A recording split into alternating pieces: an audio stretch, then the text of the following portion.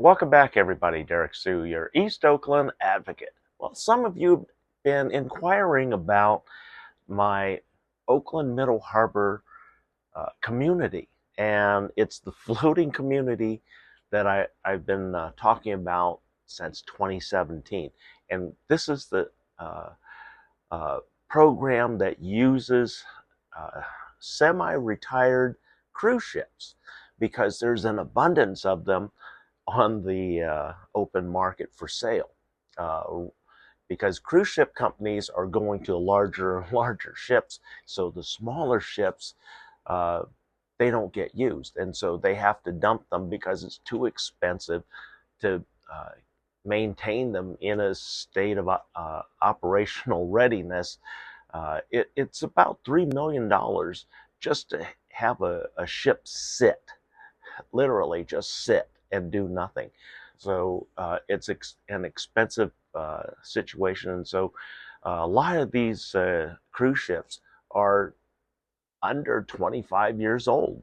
And so it makes sense to, and the life expectancy on these is 100 years. So there's plenty of life left in these, and especially if they're never put to sea again. And that's part of the project. It's kind of like the Queen Mary down in Los Angeles from us. It's been birthed there forever, and it has its own um, seawall around it. We won't need that in terms of Oakland Middle Harbor. And one of the things that the people say, well, there's so many obstacles, the environmental issues, then the history of the area and the noise pollution. There's solutions for all of that, literally. Um, and this is going to involve the federal government, state of California, Alameda County, Port of Oakland, and then lastly, the city of Oakland. So all of these entities are going to be involved in this, and everybody has a stake in this. The federal government, their stake is providing the engineering and architectural and the maintenance, the assistance with the maintenance through the Army Corps of Engineers, because that's who controls all the waterways inside of 7 miles of the United States shoreline. And so um, Army Corps of Engineers, they would be designing all of the special berths for these ships, setting them all the way down to bedrock, and developing the piers. And the piers would have to accommodate not only access to and from the ships, but also enough width so that other smaller markets can be put in there, and plenty of lighting. And the roof on there would be predominantly solar and wind assisted. So very self energy efficient. Then uh, the Army Corps of Engineers, their responsibility also would be to see that an access in and out of the area is maintained, and that access is a minimum depth of water, and the minimum depth is 38 feet. We don't need to go to a full 50 because these ships are empty. Uh, the only thing that they may carry on them is some the bunker fuel to fuel the electrical power generators, and then that brings up the environmental portion, the emissions. Okay, catalysts. There are catalysts that are available to be retrofitted on there, scrubbers, wet scrubbers, to catch uh, and make heavy the floating particulates that get away, and also uh, diesel particulate traps. So there's plenty of filtering measures to capture all the odors and emissions to make them uh, just like the back end of your car, which is you can stand there and breathe. And I laugh at you know, you still see in some TV shows where the bad guy or good guys uh, has a tailpipe hose going back into the car. Well, nowadays it would take a week for a person to accumulate, for the interior of a car to accumulate enough carbon monoxide that would kill a person. That's uh, that's the facts right now. 7 days. That's how clean cars burn today.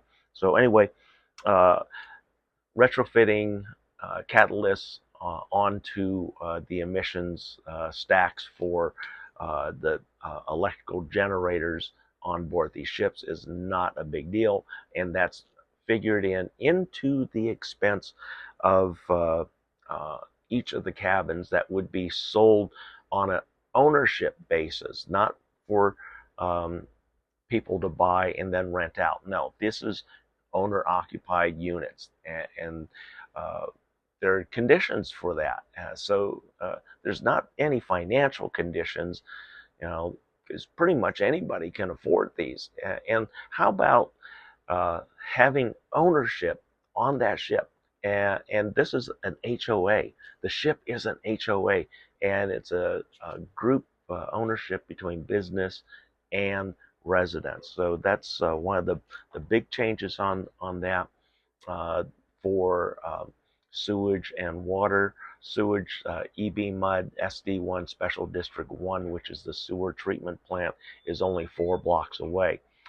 The site that we're talking about, Oakland's Middle Harbor, that was the former MSC, Military Sealift Command. They always had 8 30-day standby ready ships for supplies. And there was a discharge hoses from each and every one of those ships that went into a discharge line that went to EB Mud back in the day. How do I know this? My dad worked there for 5 years. I also was able to be on the property with my dad, so I'm very familiar with what goes on and what went on there and what the site is capable of. And so the dredging is probably one of the more expensive maintenance items, since we're only dredging to 38 feet and not 50 feet. Rather than the dredging cost being $50 million, it can be about $15 to $20 million. So that has to be figured into the cost of maintenance, long-term maintenance. But upfront, these are all costs and expenses that are figured in to how much it's going to cost uh, for each one of those ships to be docked at that location. And then that's the income, the new additional income for the Port of Oakland, because Port of Oakland has been looking for ways to bring more income in to, there's no avenues for shipping because we're tapped out. There's no real expansion there, and so that's why the uh, work with the Oakland Airport and renaming the Oakland Airport in hopes of bringing more air traffic into the area. Well, this is by bringing this new venture into the Oakland Middle Harbor. This brings new interest for tourism. This brings new interest for residency, new interest for business. So this is a plus for everybody. And we won't have to worry about name changes on the Oakland Airport because there'll be plenty of interest. Oakland will be the top name. They won't worry about, oh, is it near San Francisco? No, we don't care. It's Oakland. That's what we're providing. That's what this project does. Creates a lot of excitement. And again, like I said, imagine um, being able to afford your own home. And along with that home comes the 50-year ownership contract of your home, and it's renewable when the port contract, the first port 50-year contract expires, it's renewed to whatever level is necessary for maintenance and upkeep of the facilities, meaning the piers, docks, the lighting, the solar systems, the personnel to maintain that, and management fee on that. So all of that has to be calculated in, which it is, and we still come up with a very reasonable homeowner association fee. And the homeowner association fee across the board, just for homeowners, not the business owners. Homeowners typically is $100 or less and that provides your water, your garbage, your electricity. So very economical living. And again, like I said, on an inside interior cabin, that meaning a cabin with no windows, that would garner about $60,000, and that would be a nice unit for a couple who just wants a quiet spot, and they don't entertain, they don't really do anything, they just want a place to be. And advantages of this, we're talking about um, baby boomers who are retiring, who may be on a tight budget, and this gives them affordable housing, cheap, affordable housing that they own. It cannot be taken away. Price is not going to go up constantly like in a rental.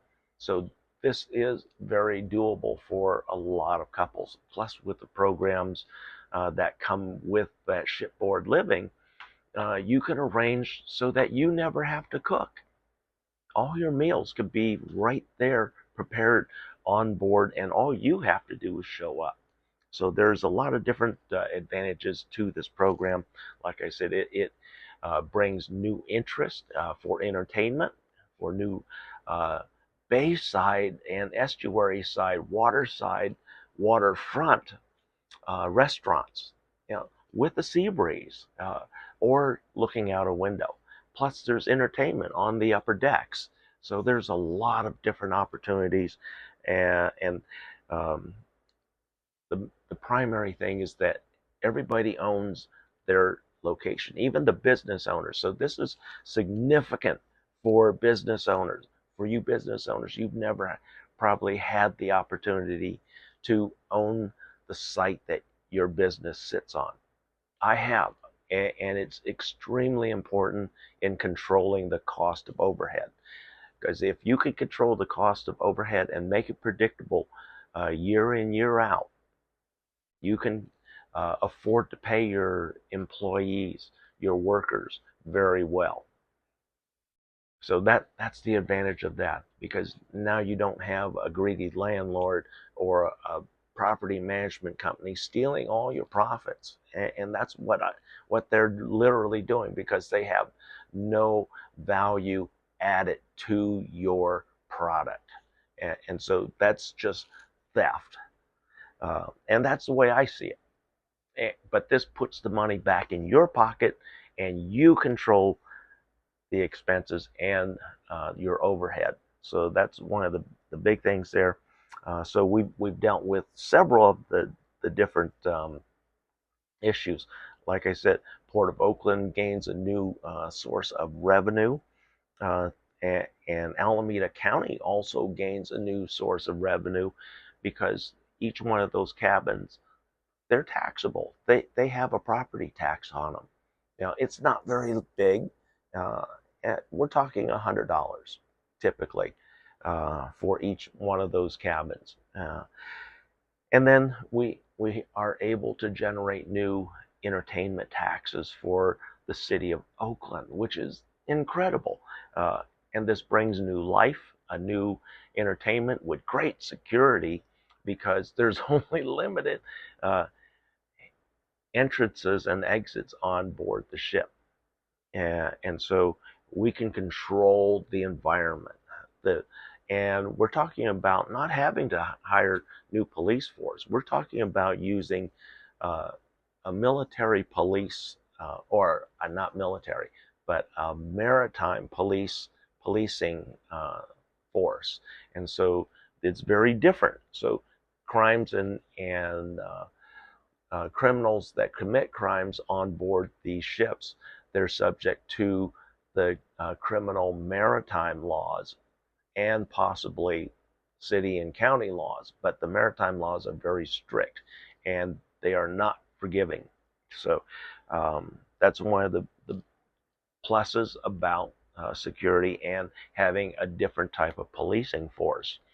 Uh, Plus, also on board a ship, if you've ever been on a cruise ship, you know that they have doctors on there. So there's opportunities for 24-hour emergency care services on board for very low cost, and which is not what they're used to.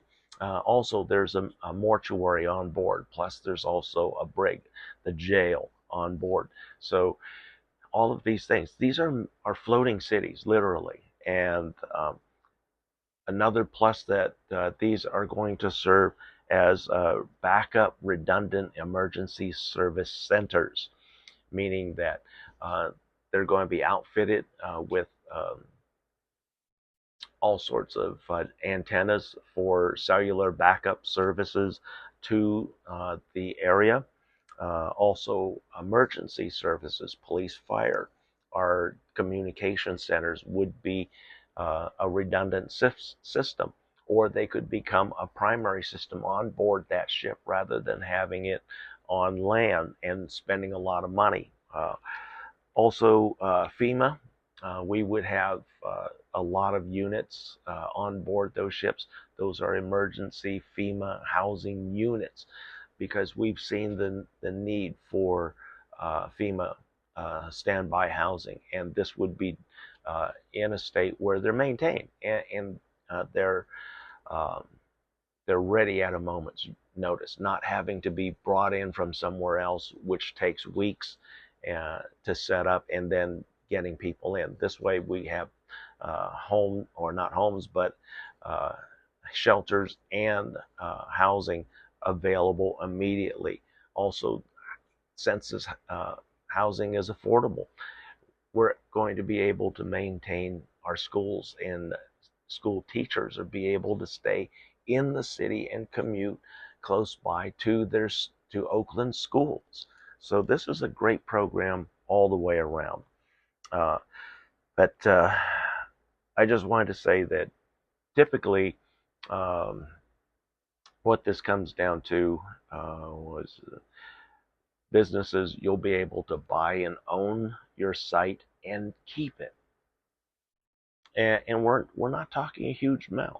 Uh, Depending on the ship and all the expenses of moving it, plus getting it berthed and ready for occupancy, we're talking only $1.25 a square foot, and then you're able to finance it up to 12 years. So um, imagine, that's ridiculously low by today's standard, because today's standard, we're looking at $25 to $35 a square foot for a commercial spot. $1.25 is unheard of these days, but that's what makes this program and this project so important and so uh, profitable for everybody. And it's something that can set a whole new trend nationwide. But that's my Oakland community floating plan, Oakland Middle Harbor. What do you think about that? Yes, there are some obstacles still to come. We still have to do an environmental impact report. Plus, there's public opinion. But what's your opinion on it? Think it's a good idea? It's a great idea. It's extremely doable, and we're finding ships available all over that cost under $300 million. Just the housing portion alone at an average of $85,000 can generate, what was that? that will generate over one. Let me ref. Well, it's going to generate more than enough to cover the cost of the ship. A lot of the ships that I've been looking at were built right around 2001, 2002, and they're selling for between 100 million to $150 million. So very doable. Just the uh, housing portion alone, the cabins, selling at $85,000. I covered the total expense of the ship plus the bringing it to the port, and also the necessary funding to set up the piers, and dockage uh, to begin bringing those ships in. Then once the ships are in, the tax revenues that are generated help to build, can finish building out the configuration for each of the piers and docks, and also pays for the retrofitting of the equipment to make all of the emissions safe for the area and the residents.